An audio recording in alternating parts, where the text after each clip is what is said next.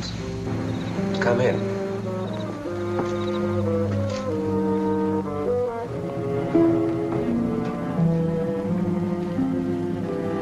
I don't see why I couldn't have used my car to get here. You follow instructions. I had to walk a mile from that bus line.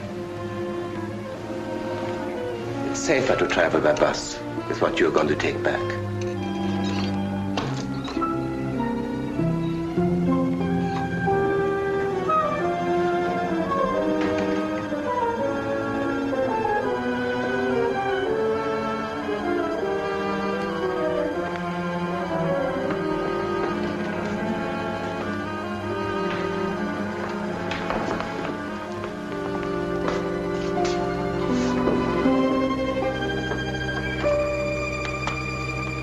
If there should be an accident on the bus, or should you be stopped by anyone, get rid of it. It is not what it says on the label. If it was, I could have got it at any corner drugstore. You can go out this way.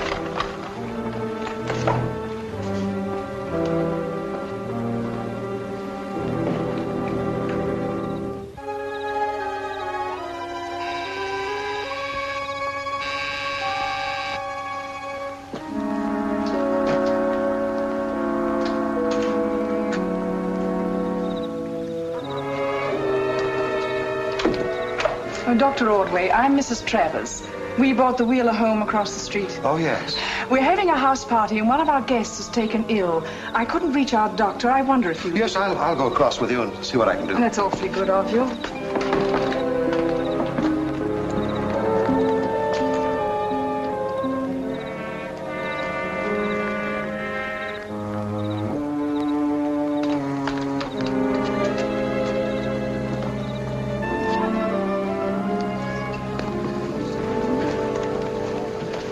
This is Dr. Ordway. The crime doctor.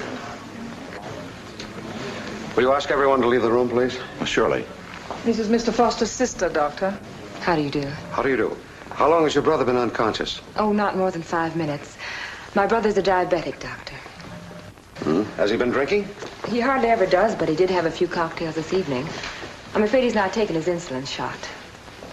Doesn't he carry his insulin with him? Yes, always. It must be in his overcoat. Will you have someone get it, Mrs. Travers, please? Oh, certainly.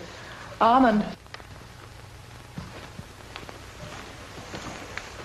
You know Mr. Foster's overcoat. Would you please see if there's some medicine in it? Yes, madam. It'll be in a small case.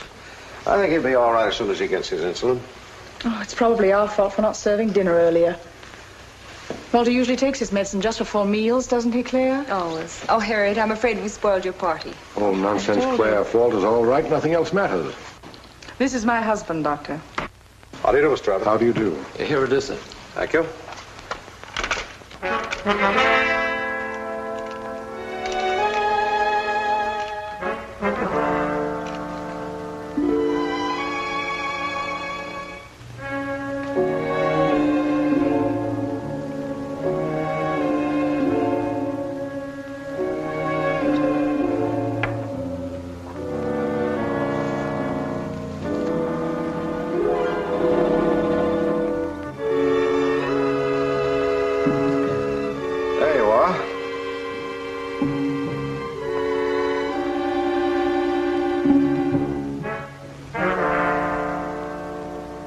Thanks.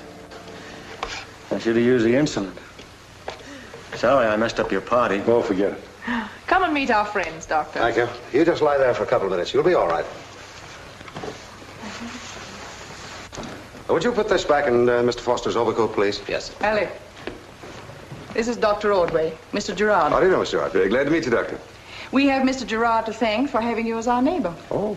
He found this house for us. So you're in the real estate business? Yes, I handle downtown properties, large office buildings, long-term ground leases, and so forth. But Clyde and Harriet asked me to find a house for them, and I heard about this one. I thought psychiatry was your field, Dr. Ordway. This is Jack Swain, Doctor. How do you do, Mr. Swain? How do you do? Yes, I am a psychiatrist, but of course I'm also a physician. Well, maybe you have something in common with Jack, Doctor.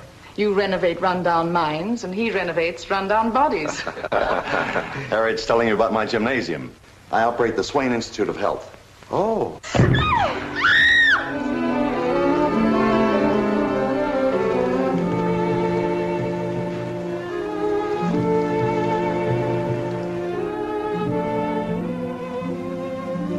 hath given you one face.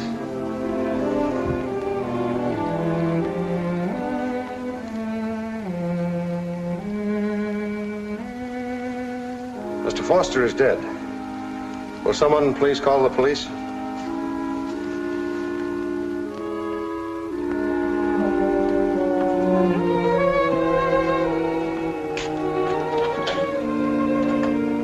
Morning, Inspector. How are you, Doctor? Call the medical examiner's office and ask Dr. Steiner to come up. I want you to hear what Steiner has to say firsthand. Well, while we're waiting for him, you can tell me if Walter Foster died from natural causes. No, you were right about that. He was poisoned. And so you are more or less responsible for his death. Morning, Ordway. Hello, Steiner. How much has he told you? Well, only that Foster was poisoned. Yes, death was practically instantaneous once the poison reached the heart, which was a few moments after you injected it. So you found poison in his insulin.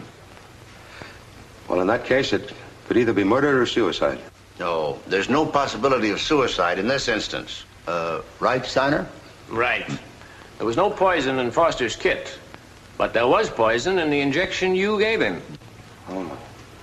You mean someone removed his bottle of insulin and replaced it with one containing poison. And then after I used it, switched the bottles back again, huh? Exactly. The murderer made you the instrument of his crime. Or to put it more plainly, somebody has made a fine sucker out of you. I hope you're not going to let them get away with it. Oh, I get it. You want me to do your job for you, huh? Oh, no. But under the circumstances, Inspector Burns thought you might like to help. Mm-hmm. And living across the street from the scene of the crime, it makes it easier for me to investigate than you. All right. Well, have you done anything at all, or do I carry the ball on every play? No, we have the servant, Armand Morel, under surveillance, and also some of the others. Inspector Burns couldn't make an arrest at this time, unless he took you. Tell me, is Armand a permanent employee of the Travers? No, he was just hired for the party. Now, here's a list of everyone who was there, with their names, addresses, occupations, and whatever information we had time to gather. Who's this Alan Tobin attorney? I don't remember meeting him. No, he left early. Is he the Travers attorney? No, he's the administrator for the Foster estate. And you haven't questioned him yet? Well, there hasn't been time. All right, if I get any ideas, I'll call you. So all right, thanks, Doctor. Goodbye. So long.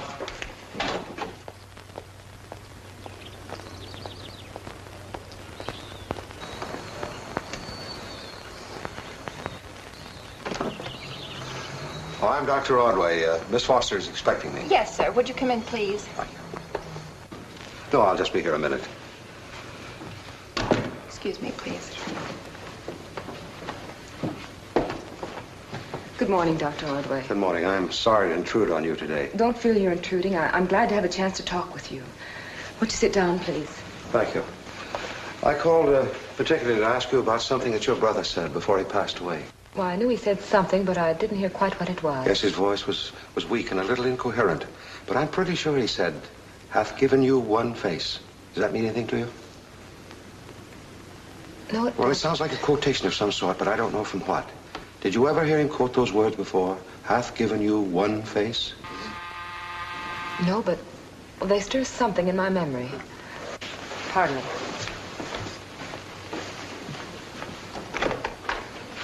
Alec. I just stopped by to express my condolences, Claire, and to see if there's anything I can do. That's awfully good of you, but Mr. Tobin is taking care of everything. You remember Dr. Ordway? Yes, of course. How are you, Doctor? I'm fine, thanks. Miss Foster and I were just talking about something her brother said at the last. It's an incomplete quotation. Hath given you one face. Do you know what that's from? I believe it's from the Bible. Perhaps it's the text of a sermon that impressed Walter. Do you recall the verse it's from? No, I don't at the moment. Oh, well, if either one of you think of it, will you let me know, please? Thank you. Thank you, Dr. Ordway. Goodbye.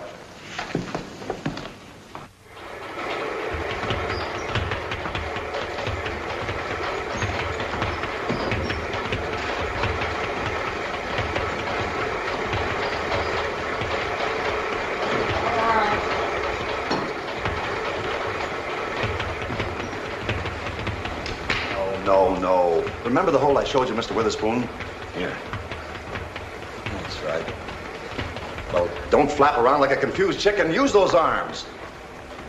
That's better. That's right. Now, watch that, Witherspoon. Denny, get him a little higher. Watch those arms. No, that...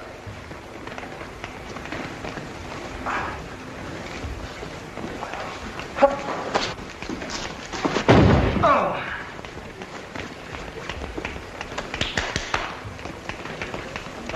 Oh, Dr. Ordway. Looks like I got here just in time. Oh, don't worry about him, Doctor. A few smacks with a wet towel and he'll be as good as new. What is he, a professional wrestler? Certainly not. He's a client. I'm conditioning him. Conditioning him for what? The morgue? Huh? Oh, you should take a course in judo yourself, Doctor. It'd be a pleasure for me to train you personally. Well, that's mighty nice of you, but the idea doesn't happen to appeal to me. Well, it might come in awfully handy someday. You must meet a lot of screwy characters in your line of work. I don't think my patients are as crazy as yours. Hmm? Oh, is there someplace we can talk for a minute? Oh, certainly. In my office.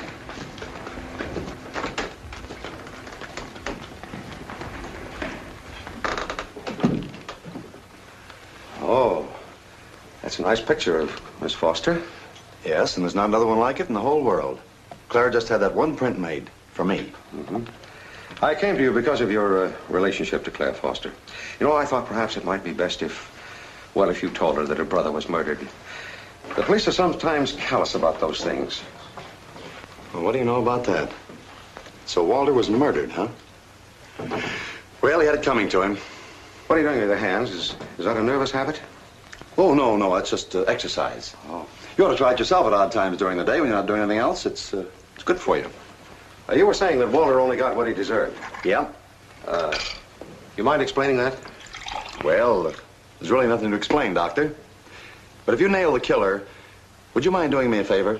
What's that? Give him my hearty congratulations. No, thanks. What did Foster ever do to you? He was blocking my marriage to Claire. We'd have been married a year ago if it had been up to Claire and me. Well, did he object to you personally, or just the idea of his sister getting married? That's it. As long as she was unmarried, he figured he had a chance to squeeze her out of a sizable chunk of money.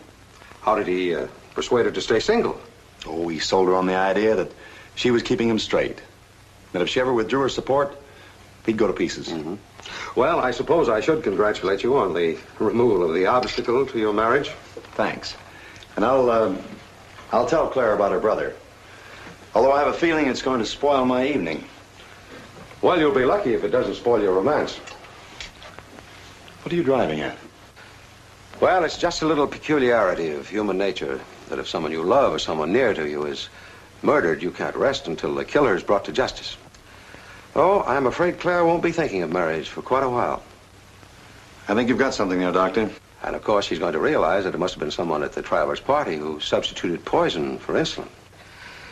No, that's why she'll seem a little peculiar to you. And, of course, you do seem to be the one who benefits most by her brother's death. All right, Doctor. You're going to get what you came for. I believe that either Clyde or Harriet Travers killed him. Can you prove that? Well, no, not exactly, but... Well, Harriet was interested in Walter, but he was bleeding her for money. Maybe she killed him because she couldn't give him any more without her husband getting wise. Or maybe he was wise and killed Walter himself. Mm-hmm. Thanks. Don't forget to tell Claire, will you? Yes, all right, I'll tell her. Can you find your way out all right? Oh, I think so. Goodbye. Goodbye.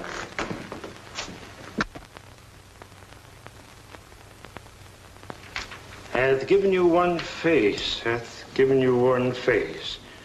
No, I've never heard it before. I disagree with Mr. Gerard, however. I'm quite sure it's not from the Bible. Quite.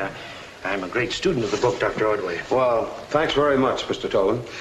By the way, I understand you're the Foster family lawyer. Oh, yes, I've handled their affairs for many years.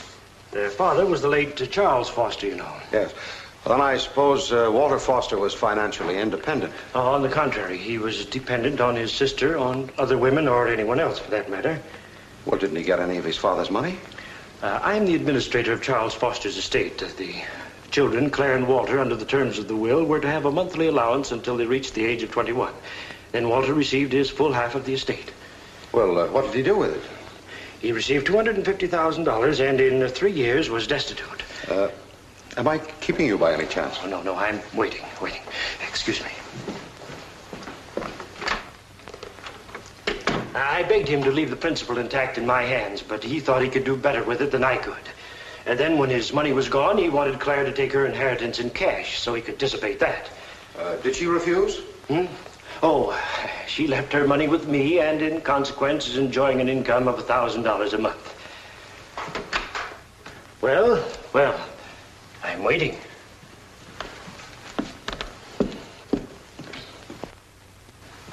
It's 3 minutes after 4. You're late.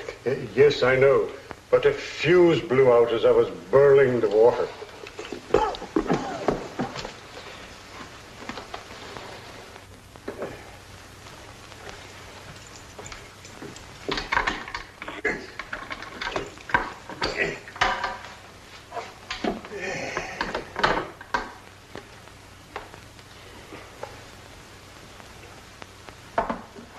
Mr. Tobin, you'd better buy some new fuses. That fellow has the most ingenious excuses for being late with my tea. I just bought fuses. Really?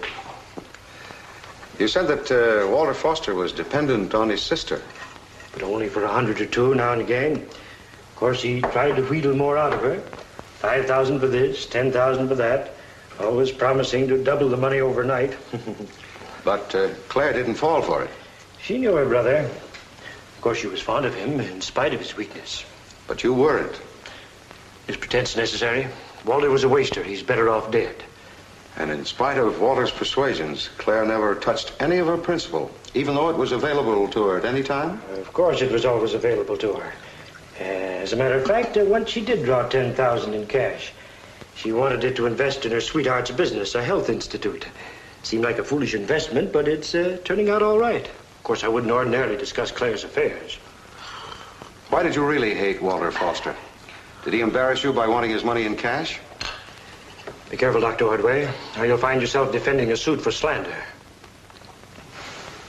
Goodbye, Mr. Tobin.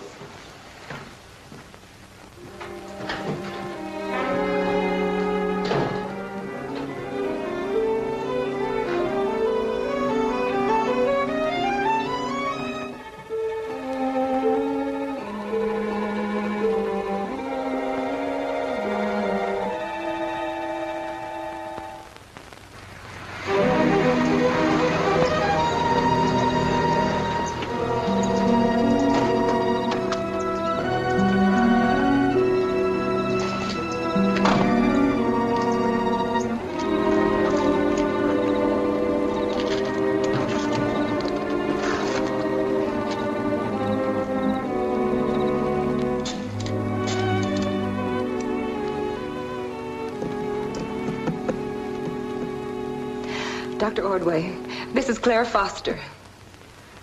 Yes, I just found it a moment ago. Can you come over right away? Yes, I'll be glad to. What about the quotation? Well, we didn't find it at first because we looked under the wrong initial in the index. Well, what is it? God hath given you one face, and you make yourselves another. It's from Hamlet. That's right. Yes, I have an idea of what he meant, but it's too long a story to go into over the phone. Please come over right away. All right, I'll be over right away. Goodbye.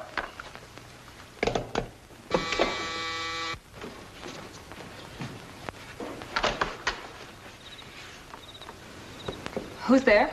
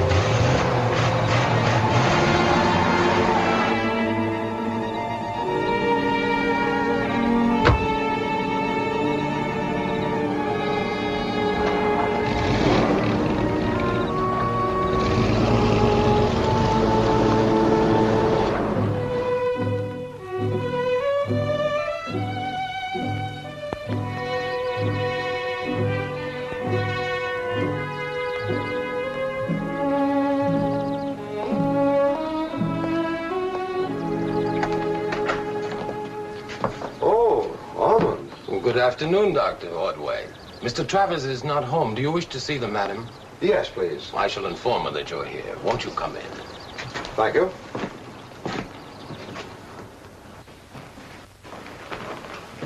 Will you please wait? Thank you.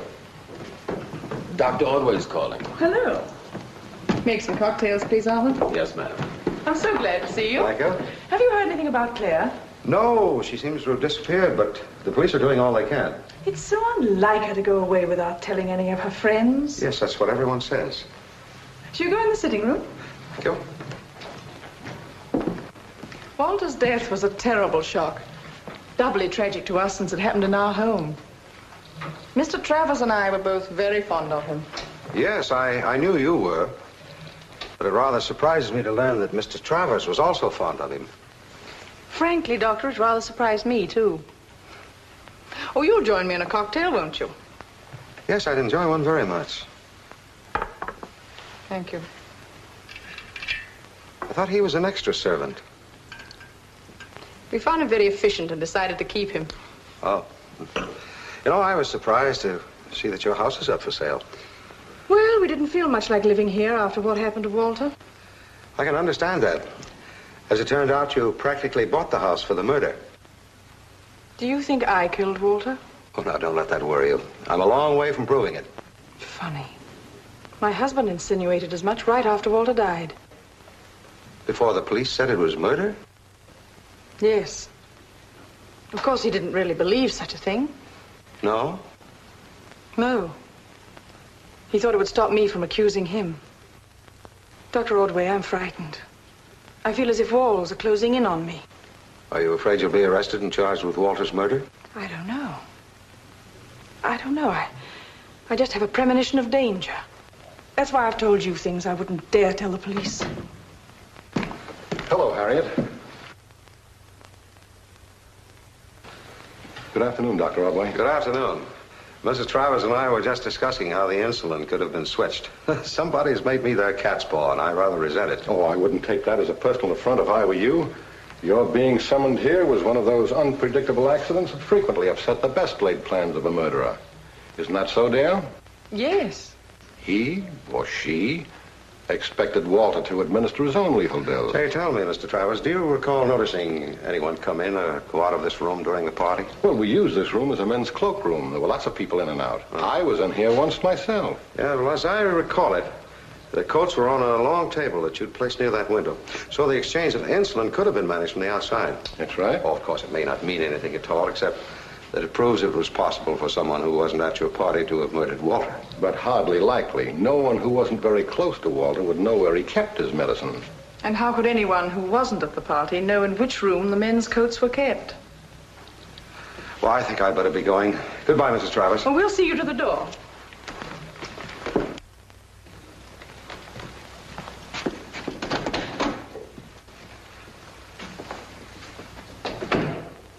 I'm Dr. Ordway.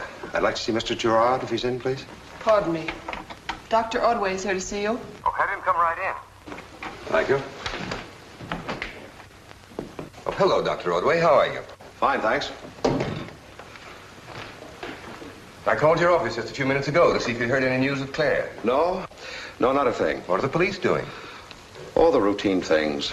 There was nothing to indicate violence when I arrived at her home, so the police considered it a disappearance, at least for the time being. But you don't. Oh, I certainly don't believe she went away voluntarily, no. Neither do I.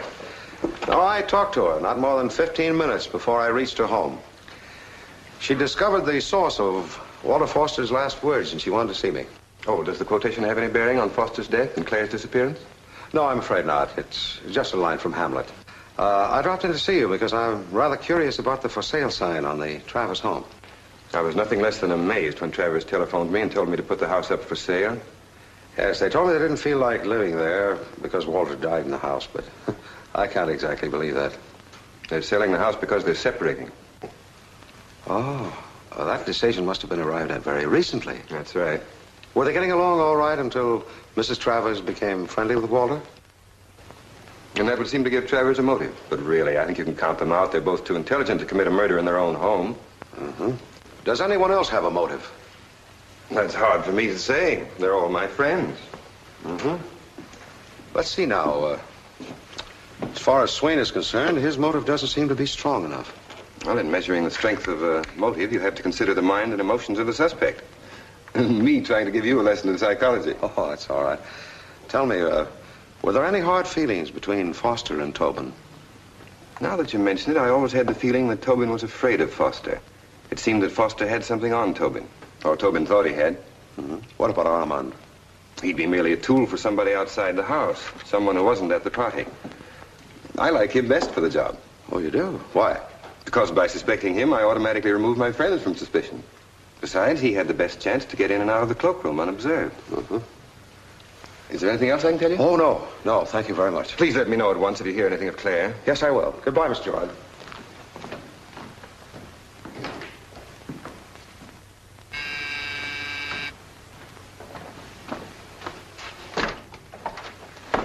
Dr. Ordway is expecting me. Yes, sir.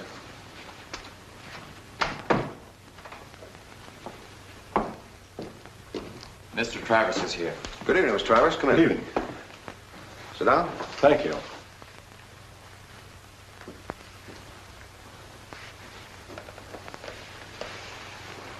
Ever since you left our house, something has been running through my mind. Yes? I may as well tell you, first of all, that my wife and I have quarreled rather seriously over Walter Foster. Yes, I've heard rumors to that effect. When we were married, I gave my wife a substantial block of stocks for a present. Recently, I noticed they were missing from the safe deposit box. She admitted selling them to establish Foster in a business. Was that your first quarrel over him? Well, it was the first serious one. She became angry and announced she was going to leave me. Did you try to dissuade her? Oh, I told her she was making a fool of herself, that Foster had played that game with more than one woman. Yeah, well, of course, she didn't believe that. Not until I gave her the name of the woman he was running around with. At the party, she upbraided him and demanded to know what he had done with the money. He claimed to have lost it at the races and admitted being in love with the other woman. You realize what you just told me gives your wife a pretty strong motive for killing Walter? Is that what you intended? Well, certainly not. I told you because it occurred to me that you might have been right about the insulin being switched by someone outside the house. Who's this other woman? Her name is Connie Day, I believe. She works for a mortician. You know her address or the name of the man she works for? No. Well, I'll try and locate her.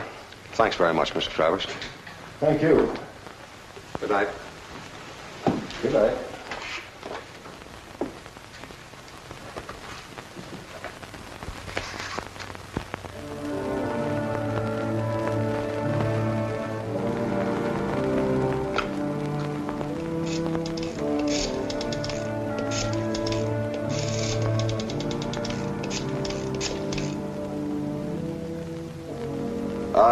Does a Miss Connie Day work there?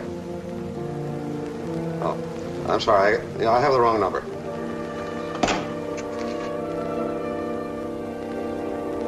Thank you.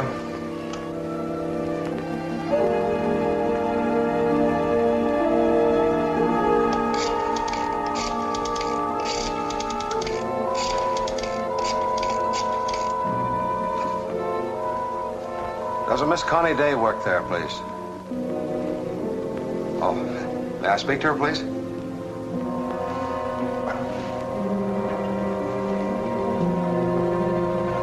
You wanted on a telephone.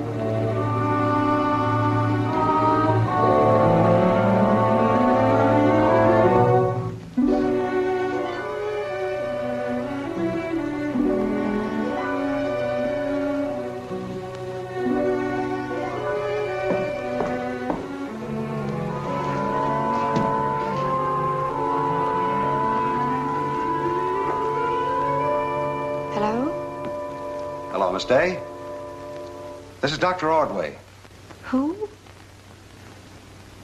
But I don't know you.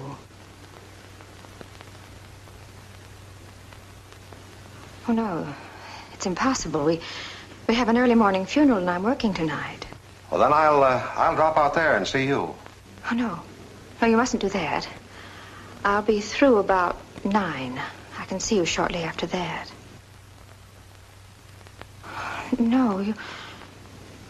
You'd better come to my place. It's 2314 Albany Road, apartment 7.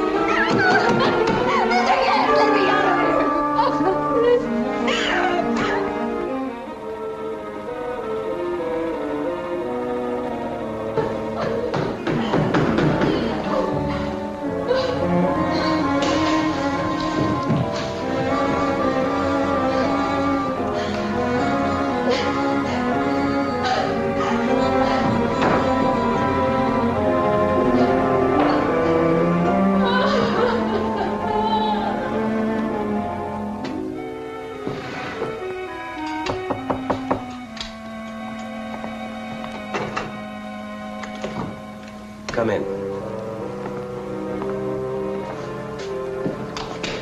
Where's the doctor? Getting ready. He'll be right in.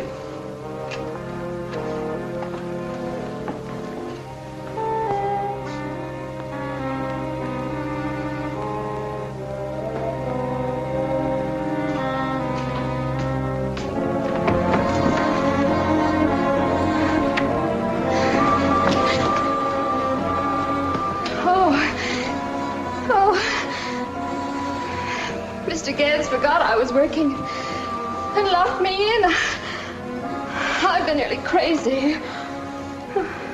He didn't forget you. None of us has forgot you.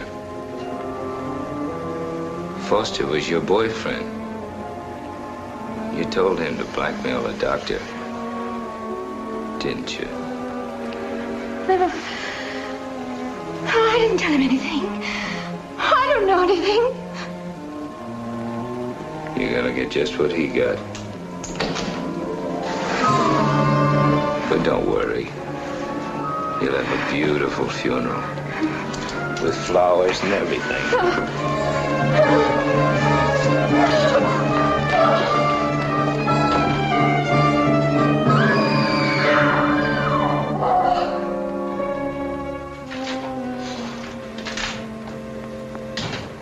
Yeah, she skipped without leaving so much as a handkerchief. I waited around until after 11 last night, and she hadn't arrived home then. You're certainly having bad luck with your phone calls. You talked to Claire Foster, and she disappeared. Then you phoned this girl and frightened her away. Maybe she wasn't frightened away. Hasn't it ever occurred to you that whoever is responsible for Claire's disappearance might also be responsible for Connie Day's? You sure you didn't hear her moving out during the night? I certainly did not, or I would have had a word with her. She was supposed to give me 30 days' notice before moving. Oh, there's no one on duty in the lobby here at nights. Oh, you see, we don't have a switchboard. Each apartment has its own phone. I talked to her employer. He said she left there at 9 o'clock. They were both working late because of an early funeral this morning. You know anything about any of her friends? No, but there was one young man I know about. I think they called him Walter. Well, thank you very much. Yes, thanks. You're welcome.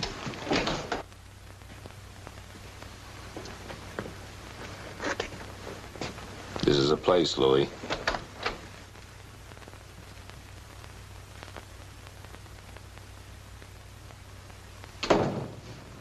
I'm Mr. Casper. I phoned a while ago for an appointment. Well, Dr. Ordway should be here in a few minutes. In the meantime, you can fill in your name, address, and phone number on this card. My brother's the patient. Well, then put down his name. There's a pen on that desk.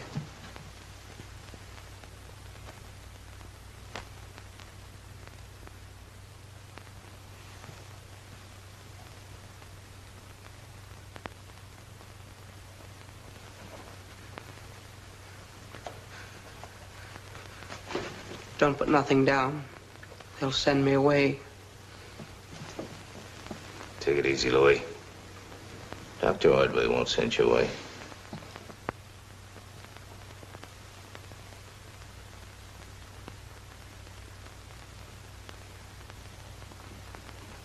There you are, miss. Thank you. I'm in now, Miss White. I'm sending in a patient, Dr. Ordway.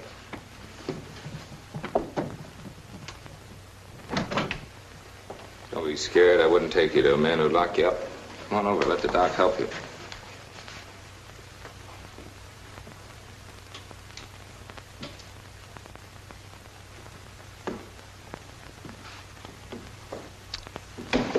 Are you the patient? Yeah, he wants you to help him. He's afraid he's going to be locked up. I'd like to hear Louis answer my questions, if you don't mind. Certainly, Doctor. You understand, Louis? I can't help you now. You got to work things out yourself. Come on over and sit down, Louis. Louis, I made a mistake. He's the man who wants to lock you up.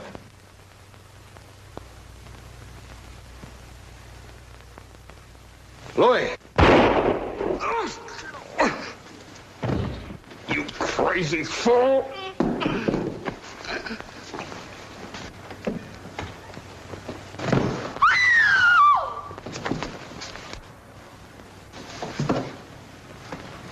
My brother shot him. I'll call the police.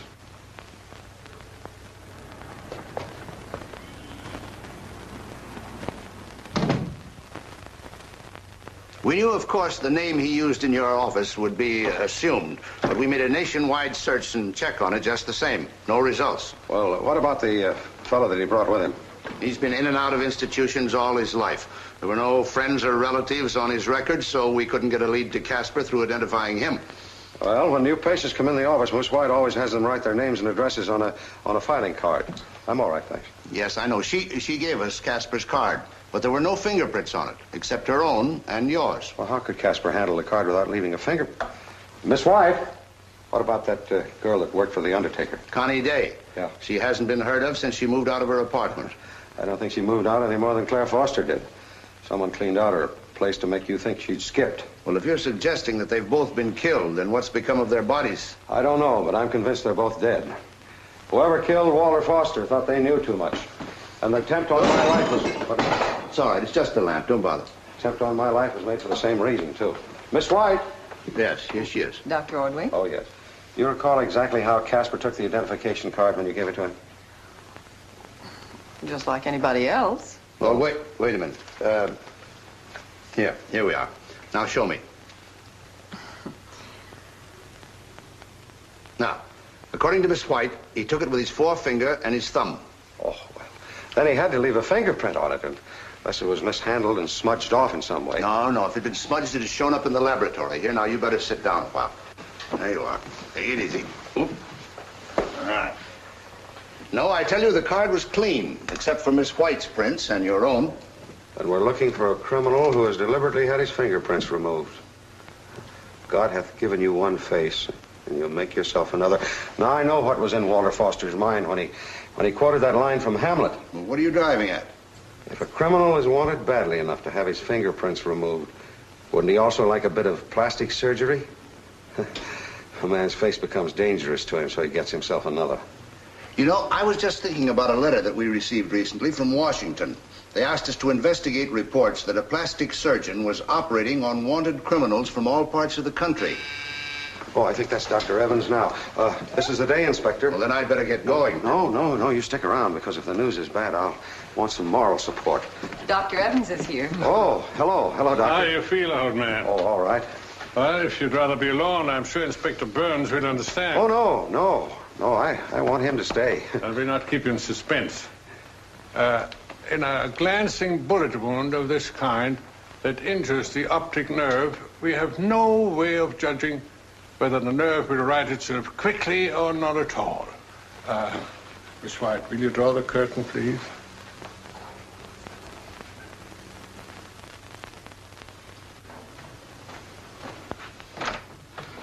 We called to see Dr. Ordway. Won't you come in, please?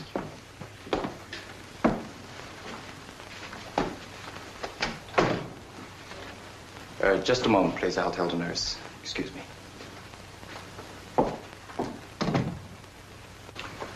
If Dr. Ordway is blind, do you think he'll give up his practice? I should think he'd give up helping the police, if that's what you mean. Oh, how do you do, Miss White? How do you do? How is Dr. Ordway? We've been terribly worried about him. Well, the bandages were removed this afternoon. Dr. Ordway is blind. Oh, God. Isn't there any hope? I'm afraid not for a long time. Perhaps an operation may be attempted later. Oh, we better go, dear. He may not want to call us today. Oh, no, please don't leave. He heard the doorbell, and I think he'd feel hurt if you left without seeing him. When you do go in, try to be perfectly natural. Express your sympathy once if you wish, but after that, whatever you do, don't refer to his blindness. No, of course not. Mr. and Mrs. Travers have come to see you, Dr. Ordway. Oh, come in. Come in. Mrs. Travers. Hello, Inspector. Hello, Oh, please Travers. don't get up, Doctor. I'm terribly sorry. Well, so am I. Let's not talk about it now. Come on, sit down. I'm awfully glad you dropped in. I'm especially glad that you came together. Now, calling on you together really means something. The for sale sign is down again. Do you mean the separation plans are off? Well, we didn't find a buyer for the house right away, so we just had to live in it. Harriet is kidding. We decided to forget the past and make a new start. Oh, I'm awfully glad to hear that. I wish you the best of luck, too. A cigarette? Yes, please. Thank you. Now you can draw on it. I'm afraid we're tiring Dr. Ordway, Clyde. Oh, no, don't. Yes, we just stopped by to see how you were. Yes. Oh, well, do come back again soon, won't you? Yes, we will. And if there's anything we can do, why, call us. Thank you very Goodbye, much. Doctor. Goodbye. Goodbye, Doctor. Bye, Mrs. Travers.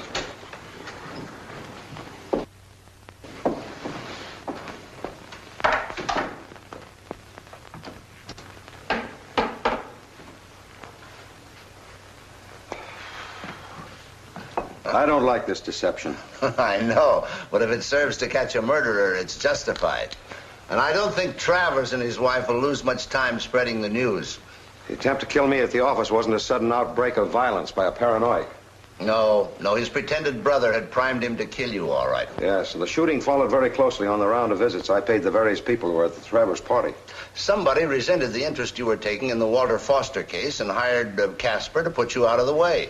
Well, that somebody will think I'm just as harmless blind as dead. Well, now that you've got the bandages off your eyes, why don't you come down to headquarters and look at pictures? Maybe we've got a record of Casper. Oh, if Casper had his face remodeled when his fingerprints were removed. An old picture won't mean anything, but there's another means of identification he may have overlooked.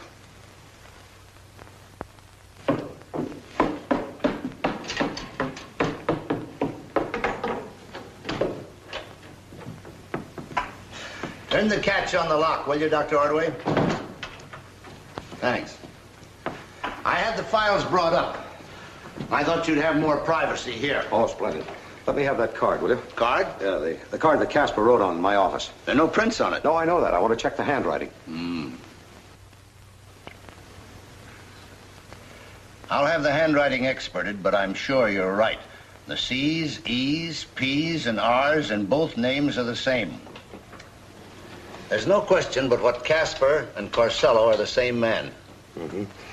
He was released 2 years ago after serving 7 years for robbery. Well, you got a good look at him in your office. Did he look like any of those old pictures? No, and I don't think he's going to be easy to find. Well, I'm not so sure of that. There may be a quick and easy way to get our hands on him through Armand, the butler. Do you think he and Corsello were working together? Well, somebody in the Travers house must have been. And I can't see any of Travers' friends getting mixed up with a man like Corsello. Oh, I don't think that Armand's guilty. But if he should be involved, the minute you arrest him, Corsello's going to run. I'll have to take that chance. Look here. If you should be right, and Armand does give you a lead to Corsello, will you do me a favor? Don't arrest him right away, huh? Don't arrest Armand, and now don't arrest Corsello. That's like asking the hound to let the fox go. Well, I'm convinced there's someone more important, more dangerous than Corsello behind all this. Well, maybe you're right. But as a police officer, if I get my hands on Corsello, I have no choice but to arrest him at once. Well, I'm glad that little mishap of yours wasn't as serious as we thought.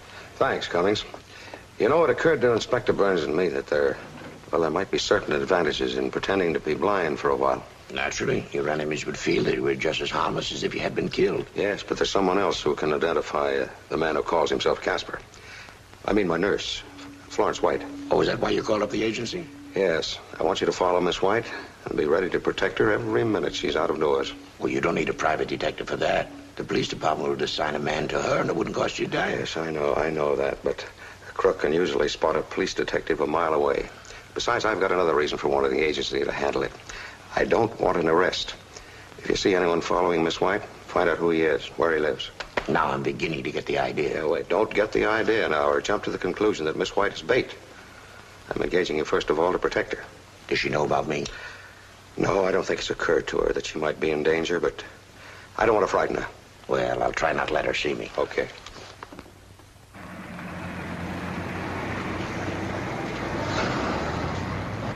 Looks as though we were in for a night of this. Well, he'll be along in a little while. He goes under the name of Marks, and he lives alone, so he's not apt to cook dinner in his apartment. Well, maybe he saw you following him and went out the back door. There is no back door. The service entrance is on the side. I don't think he knows I'm trailing him anyway.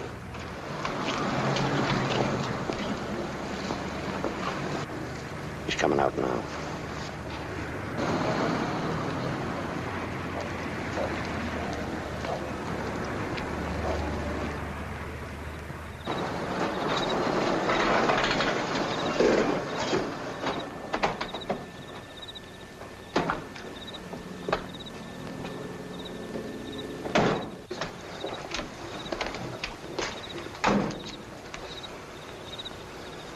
Well, there's no one around.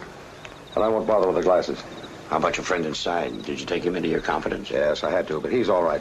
His wife's a patient of mine. You want me to go in with you, or shall I wait in the car? No, you don't have to wait. Take a cab home, though, will you, and let me use your car? All right, but take care of yourself. Okay.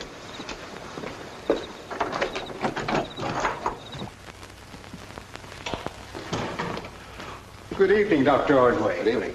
I appreciate your coming down to see me so late. It's a pleasure. But tell me, what's this about wanting to be made up to look like someone else? Can you make me look like that man? Yes, I think so. You're up to something, Doctor, but you don't need to explain anything to me. Who is this man? His name is Pete Hastings. The police want him for holding up a bank and killing a guard in Indiana. You realize you'll become the target of every policeman. Don't you worry about that. Well, when you telephoned me, you said you wanted me to do you a favor. This I consider an injury. But have it your way. Thank you. Let me see. Oh, yes. We'll try this one for size. Oh, fine.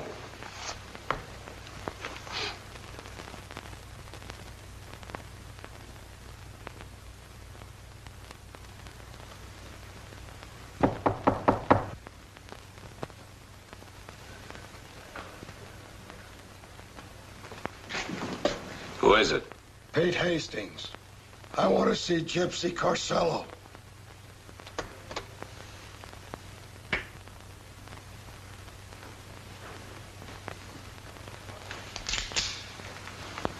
Come in.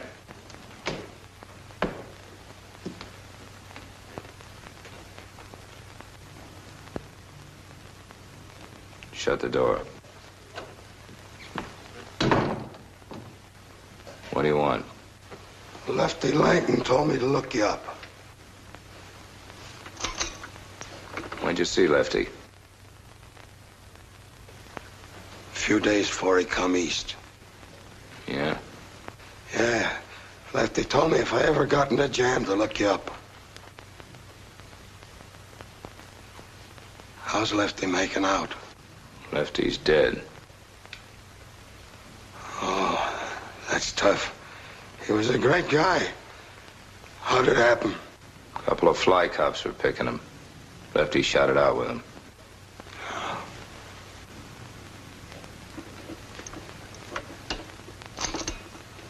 Come in here.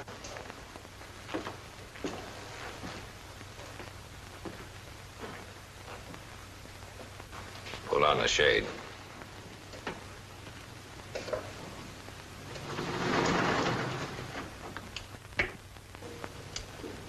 Sit down.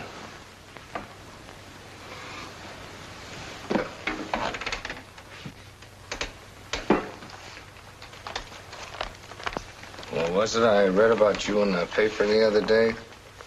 Yeah. I believe my name was mentioned in connection with the Industrial Bank of Indianapolis. Pour us a couple of drinks.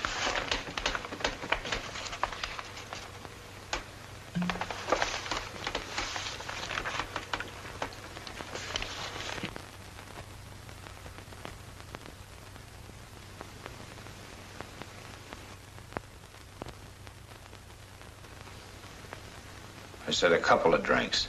I never use it. Yeah, that's right. Lefty told me he liked to work with you because you never touched liquor.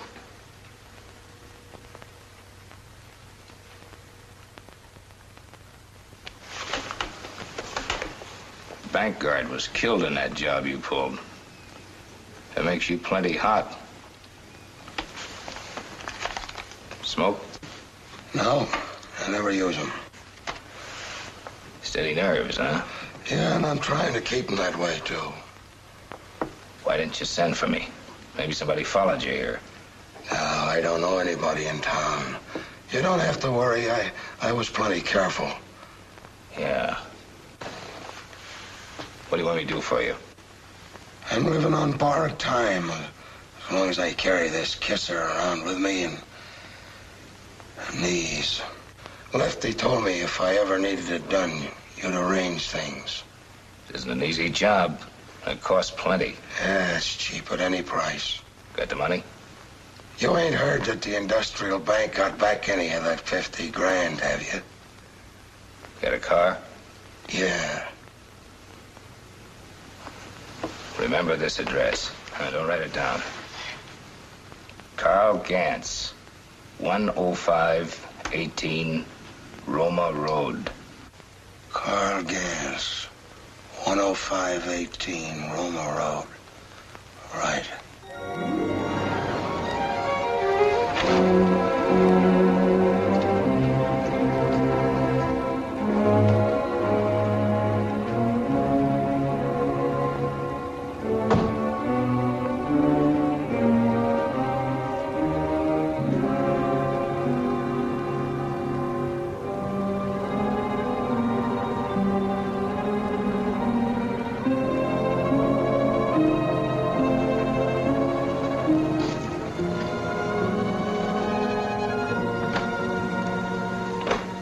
Yes? My name is Hastings. I've been expecting you.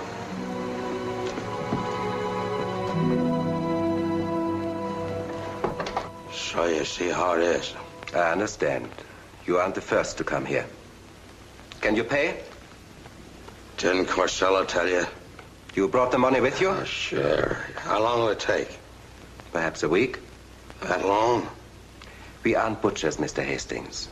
We do our job well, but we can't hurry nature's healing processes. Now, let me see. Keep your hands to yourself. An intensive manhunt ended tonight when police shot and killed Pete Hastings in Indianapolis. The killer bandit was machine-gunned when he elected to fight it out after being cornered in a local barber shop. For further...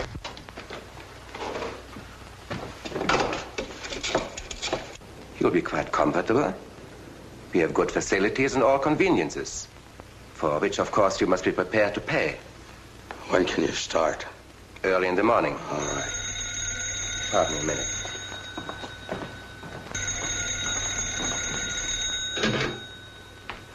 Gans Mortuary. Mr. Gans speaking. This is Corsello. The guy I sent you get there? Yes. Everything is being taken care of. You've taken in a stool pigeon or a cop. I know I said it was Hastings, but I was wrong. I just heard on the radio that Hastings is dead. Well, that's splendid, isn't it? I see. Oh, yes. Everything will be ready. I'm sorry for the interruption. That's okay.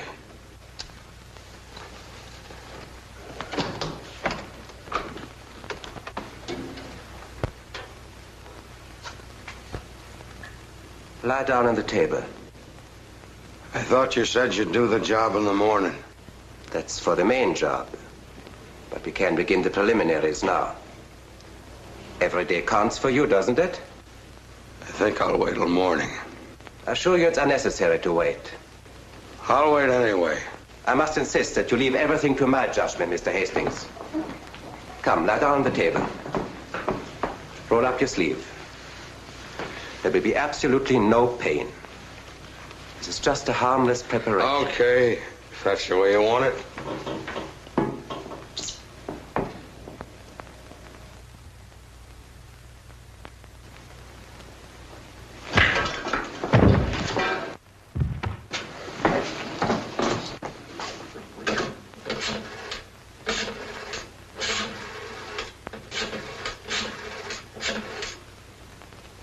Give me Inspector Burns, please. All right, then. Captain Moore will do. Hello, Moore. This is Ordway talking. I'm out at the Gantz mortuary. Can you come out here right away? Got something interesting to show you. Bring a couple of men with you, too. Okay.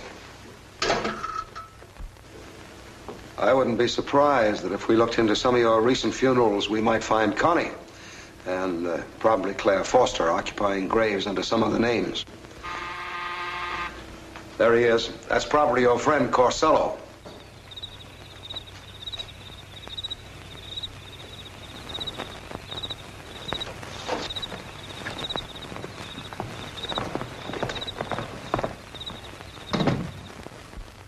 I suppose you realize you might have been killed last night, and then I'd have been blamed for it.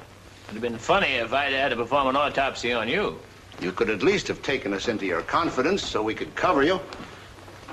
Tell me, have you made Gantz and Casper talk yet? No, not yet. Dr. Steiner's been having a field day, or I should say night. Gans's records indicate that he only had 3 funerals this week. One was okay. The burial orders on the other 2 didn't look good, so we exhumed the coffins and found the bodies of Claire Foster and Connie Day. I've just finished the autopsies.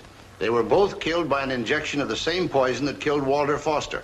Incidentally, the hypo Gans was going to give you was filled with the same poison. Oh, they're certainly poison-minded. Well, murderers follow patterns like everybody else. What are you doing for lunch, Steiner? Well, I've got another autopsy and appearance before a coroner's jury, but I think I can make it. Fine. I'd like to have a little chat with you about toxicology. That'd be charming. Come on. Oh, have you any objections to releasing Armand now? Not at all. You can take him with you if you like. All right, see you later.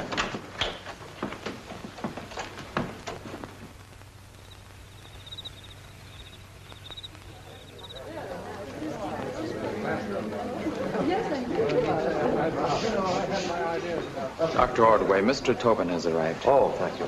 Oh, good evening, Mrs. Tobin. I want to thank you for accepting my invitation. Invitation?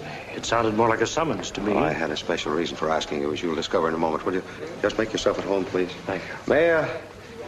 May I have your attention? I want to thank you all for coming here tonight. A little unusual, but I had a special reason for asking you tonight. It's something of a celebration. I know each one of you is haunted by the belief that among your circle of friends there is a murderer. But tonight you can banish that thought. The case of Walter Foster is closed. Yes, the guilty men are in jail, and, well, you're all removed from suspicion. That's really what I wanted to tell you. Thank you very much. Dr. Ordway. Yes, Mrs. Travers? I don't know how to thank you for what you've done. Can anyone hear me? No. We haven't actually solved the case yet. There's someone else involved, someone more important than Casper and Gans, but don't breathe that now to a soul. No, I won't.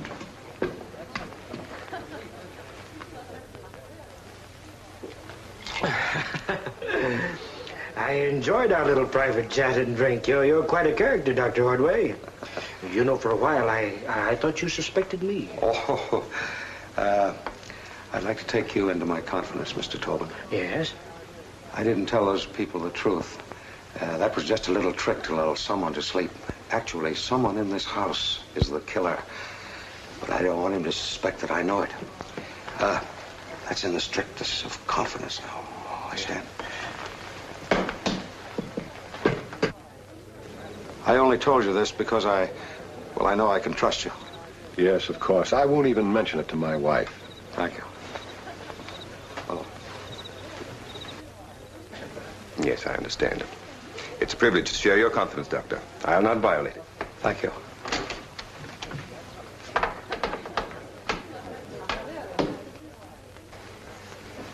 I've been trying to get a word with you all evening. How can you call this case closed? What about Claire? She wasn't involved with men like Corsello and Gans. Whoever's responsible for her murder is right here in this house, laughing at you. I know. That's what I came up to tell you. Huh?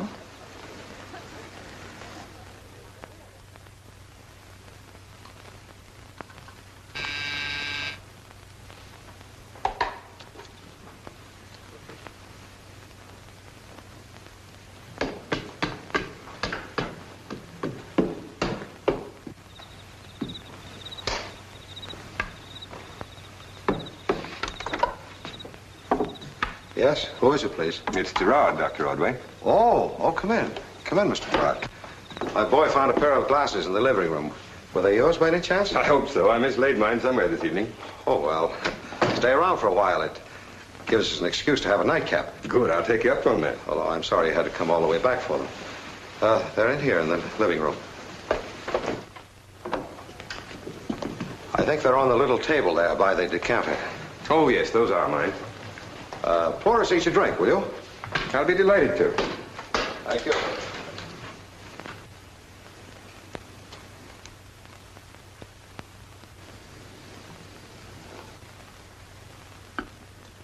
Don't make mine too heavy, will you?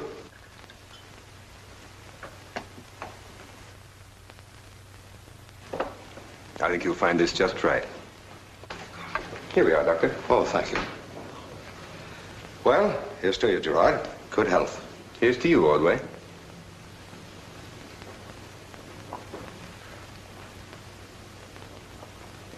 Thank you.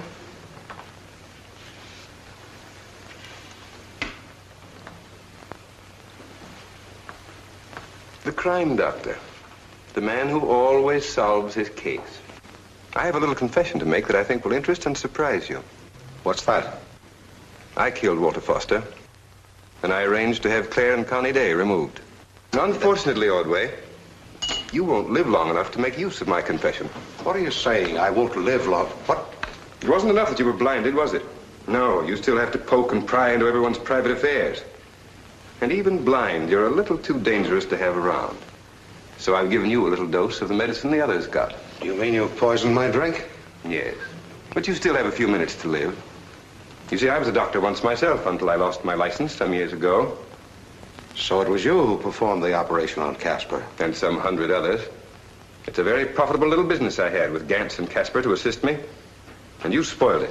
I'd never known of your existence if you hadn't killed Walter Foster. Why'd you do that? He tried to blackmail me. He got some information from Connie Day. I see. So that's why you killed her? Yes. Walter, Claire, Connie, and now you. As for my real estate business, it was just a blind. Oh, yes. Well, I think I've played this little game with you long enough, Gerard. Oh, you're surprised, huh? Better get ready, Inspector. He said his piece. Well, hurry him back here so I can get that stuff out of him. Well, I've got another surprise for you. I'm also immune to your poison, at least for a time. I've had my stomach lined with a heavy emulsion of chalk. All right, Murphy, take care of it. Come on, hurry up, Ordway. Steiner's waiting for you. Yes.